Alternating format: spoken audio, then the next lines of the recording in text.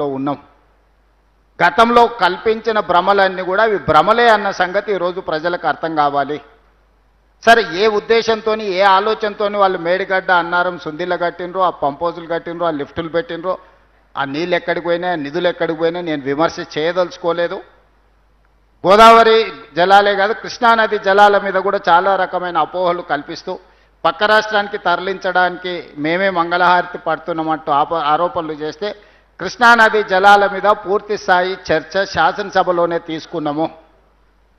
Public మీటింగులు పెట్టి వేదికల మీద ఊకదంపుడు ఉపన్యాసాలు వద్దు. ఉమ్మడి రాష్ట్రంలో ఏం జరిగింది, తెలంగాణ రాష్ట్రం వచ్చిన తర్వాత 10 సంవత్సరాలు చంద్రశేఖరరావు గారు, హరీష్ రావు గారు సాగునీటి పారుదల మంత్రులుగా ఉన్నప్పుడు ఏమి జరిగింది, ఉత్తమ్ కుమార్ రెడ్డి గారు సాగునీటి పారుదల మంత్రిగా అయిన తర్వాత ఏం చేసిండో చర్చ చేద్దామని అసెంబ్లీనే వేదికగా చర్చకు ఆహ్వానించినము.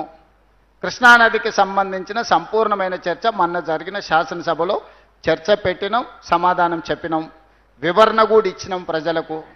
ఇప్పుడు నా సూచన ఒక్కటే మిత్రులకు, మీ తప్పిదాలను కప్పిపుచ్చుకోవడానికి మా మీద ఆరోపణలు చేయడం వల్ల సమస్య పరిష్కారం కాదు.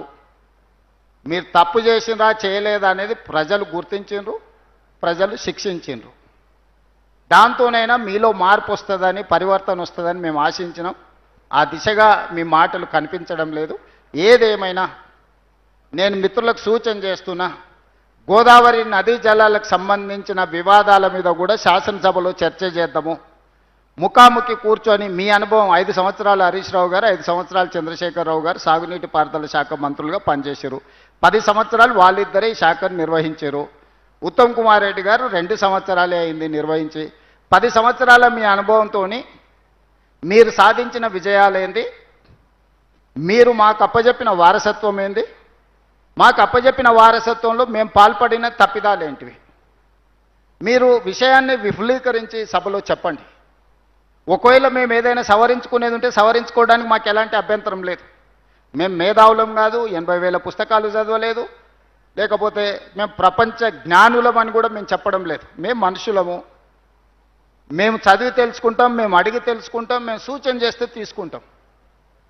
మేము పరిపూర్ణమైన జ్ఞానం ఉన్నాం, మేము జ్ఞానవంతులమని నేను కానీ మా మంత్రి గారు కానీ చెప్పడం లేదు. మీ అనుభవం 10 సంవత్సరాలు, మా అనుభవం 2 సంవత్సరాలు. మీరు 10 సంవత్సరాల అనుభవంతో మాకు సూచన చేయండి. 2 సంవత్సరాల అనుభవంతో మేము ఆ సూచనలు తీసుకొని ప్రాజెక్టులను పూర్తి చేస్తాము. మూడోది, పక్క రాష్ట్రానికి నీళ్లు తరలించుకెళ్ళడానికి ఈ ప్రభుత్వమే సహకరిస్తుందన్నట్టుగా ఆరోపణలు చేస్తుంది. నేను మీడియా మిత్రులను ఇక్కడ ఉన్న వాళ్ళని అడుగుతున్నా, ఎవరైనా ప్రజా జీవితంలో ఉండి తెలంగాణ ప్రజల ఓట్లతోని ఎన్నికైనా ఎవరైనా అయి ఉండొచ్చు. ఆంధ్రప్రదేశ్ నుంచి వలస వచ్చి ఇక్కడ సెటిల్ అయిన వ్యక్తి కూడా ఇక్కడ ఎన్నికల్లో పోటీ చేసి ఇక్కడ ప్రజాప్రతినిధిగా ఉంటే ఆంధ్రప్రదేశ్కి ఎవరైనా సహకరిస్తారా? ఈ ఆరోపణ అతికెట్టన్నా ఉండాలి కదా. ఇతరులు తరలించుకోవడానికి మీరు సహకరిస్తున్నారు, మీరే వాళ్లకు నీళ్ళన్నీ వదులుతుండ్రు అని ఇట్లాంటి చౌకబారు ఆరోపణలతోని ఏమీ ప్రయోజనం లేదు. నేను సూచన చేస్తున్నా చంద్రశేఖరరావు గారికి, హరీష్ రావు గారికి, దయచేసి చౌకబారు విమర్శల వల్ల తెలంగాణ గౌరవాన్ని దెబ్బతీయకండి. ఈ ప్రభుత్వానికి ఎలాంటి భేషజాలు లేవు. ప్రతిపక్షం సూచన చేస్తే ఆ సూచనలని నిజంగా అందులో ఏమైనా విషయం ఉంటే వాటిని స్వీకరిస్తాము. మేము చేస్తున్న పనులలో ఇంకా కొంచెం మెరుగ్గా చేయడానికి మీరు ఏం సలహా చెప్తారో చెప్పండి. ఇప్పుడు జనగాం శాసనసభ్యులు పల్లా రాజేశ్వర రెడ్డి గారు వచ్చారు, ఈ వేదికలో పాల్గొన్నారు, వాళ్ళు కొన్ని విషయాలు లేవనెత్తారు, కొన్ని అంశాలు సూచన చేశారు. వాటిని అన్నిటిని కూడా నేను నోట్ చేసుకున్నా. నేను అధికారులకు కూడా ఆదేశాలు ఇచ్చిన. మనం ఎన్నికలు వచ్చినప్పుడు ఎన్నికలు చేసుకుందాం. ఎన్నికలలో సరే తూకిత్తా మైకిత్తా అనేది మీరంటారు, మేమంటాం, అన్న తర్వాత ప్రజలు తీర్పిస్తారు. పార్లమెంట్ ఎన్నికల్లో తీర్పిచ్చిండ్రు, అంతకంటే ముందు శాసనసభ ఎన్నికల్లో తీర్పిచ్చారు, సర్పంచ్ ఎన్నికల్లో తీర్పిచ్చారు. కాదు కూడదు రెఫరెండం అని జూబ్లీహిల్స్ ఎన్నికలంటే శ్రీనివాసరెడ్డి గారు, ఉత్తమ్ కుమార్ రెడ్డి గారు జూబ్లీహిల్స్ రెఫరెండంను స్వీకరించారు. నిన్నగాక మన జరిగిన మున్సిపల్ ఎన్నికలను కూడా మీరు చూసిండ్రు. దీన్ని బట్టి అయినా మీ ఆలోచనలో మార్పు రావాలని నేను కోరుకుంటున్నా. ప్రతిసారి ప్రజలదే తప్పు, మాకు ఓటు వేయకపోవడం అనే ఒక భావనలో, భ్రమలో ఉండడం అది మీకే నష్టం కలిగిస్తుంది. ప్రజలు పదే పదే ఇస్తున్న తీర్పును అర్థం చేసుకొని ప్రజలకు మనకు ఎక్కడ సంబంధాలు తెగిపోయినాయి, ప్రజలకు మనకు ఎక్కడ అవగాహనలో అంతరాయం ఏర్పడ్డదో అంచనా చేసుకుంటే ఒక మంచి ప్రతిపక్షంగా మీరు పని చేయడానికి అవకాశం ఉంటుంది. కాబట్టి గోదావరి జలాలకు సంబంధించి సంపూర్ణమైన చర్చ రేపు బడ్జెట్ సమావేశాలలో ఒక రోజంతా చర్చ చేసుకుందాం.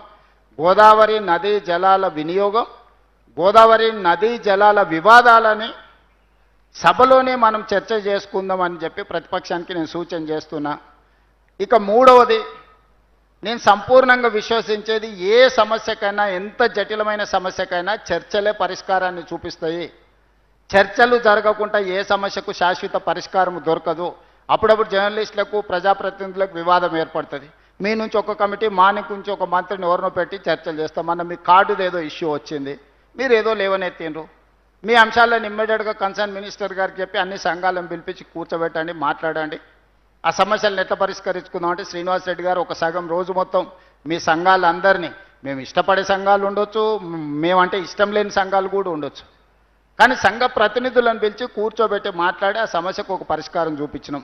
ఇప్పుడు కూడా పక్క రాష్ట్రంతో కానీ, అధికారులతో కానీ, ప్రజాప్రతినిధులతో కానీ రెండు రాష్ట్రాలు చర్చించుకోవడం కానీ, రెండు రాష్ట్రాలు చర్చించుకున్న పరిష్కరించడానికి కాలేని ఏమనుంటే కేంద్ర ప్రభుత్వాన్ని కూడా చర్చల్లో భాగస్వాములను చేసి వాళ్ళ సమక్షంలో కూడా చర్చలు చేసి అక్కడ కూడా పరిష్కారం కాకపోతే అపిలేట్ అథారిటీస్ ఉన్నాయి, Godavari river management board, Krishna river management board and tribunals. అక్కడ కూడా కాకపోతే న్యాయస్థానాలు ఉన్నాయి.